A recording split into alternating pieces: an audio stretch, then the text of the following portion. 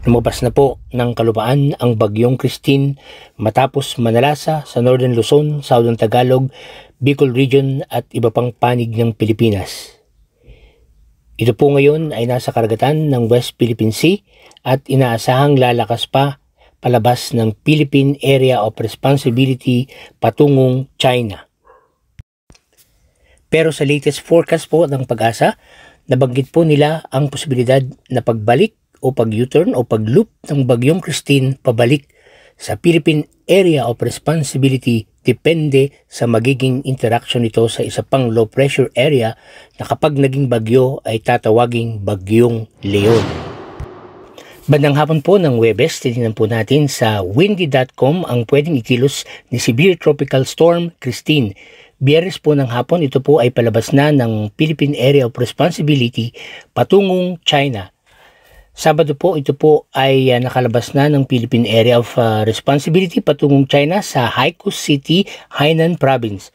Subalit, ito po ay hindi tutuloy sa China, kundi ito po ay bababa patungong karagatan tapat ng Vietnam, ngunit hindi na naman po ito maglalandfall doon, kundi ito po ay maglulup pabalik sa Philippine Area of Responsibility.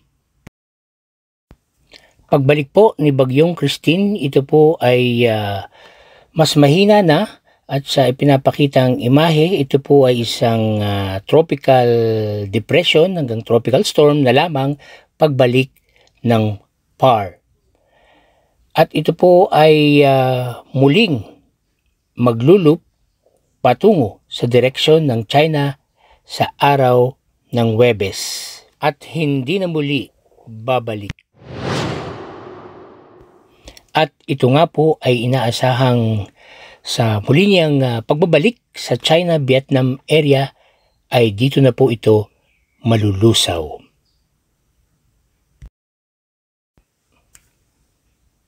So ito po, i-remind lang po natin, yan po ay Sabado, November 2, Friday, November 1, Thursday, October 31, Wednesday, October 30, Tuesday, October 29, Monday, October 28, Sunday, October 27, Saturday 26, Friday 25, yan po, Thursday, nung nalasa po ang bagyong Christine sa Northern Luzon.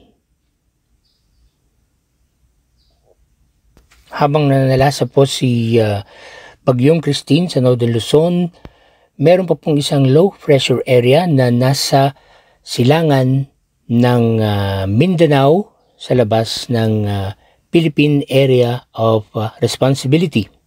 At ito po ay kapag naging bagyo ay tatawaging si bagyong Leon.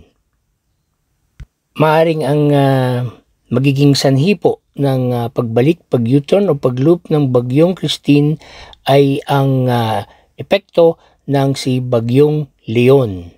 At hindi rin po inaalis na magkaroon ng tinatawag na Fujiwara effect kung saan naghihilahan ang dalawang magkatabing bagyo. Ang inyo pong unang nakita ay ang forecast dito sa windy.com kahapon, Thursday ng hapon. Ngayon na po, tingnan po natin ang forecast ngayong araw na to, Friday. Yan po, si bagyong Christine po ay nalabas na po ng PAR mamayang hapon or gabi, Friday. Ito po ay nasa labas na ng PAR, Sabado, Linggo. Ito po ay malapit na po sa China, Hainan City, Hainan Province, Haikou City. At ito po ay bababa sa karagatan ng Vietnam. Ayan po.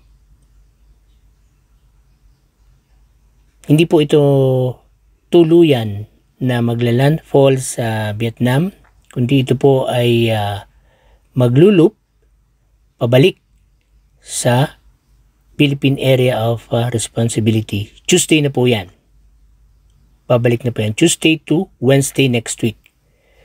At makikita nyo naman po sa kanang bahagi ang bagyong Leon na ito po ay gigilid sa ating Philippine Area of Responsibility at ito po ay aakyat na patungong Japan.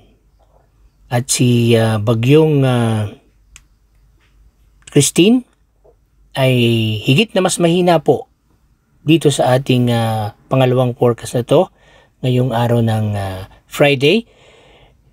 Lalapit lang po ito sa PAR, pwedeng pumasok sa PAR at ito po ay tutuloy na muli patungong China-Vietnam area kung saan ito po ay malulusaw at hindi na muling babalik.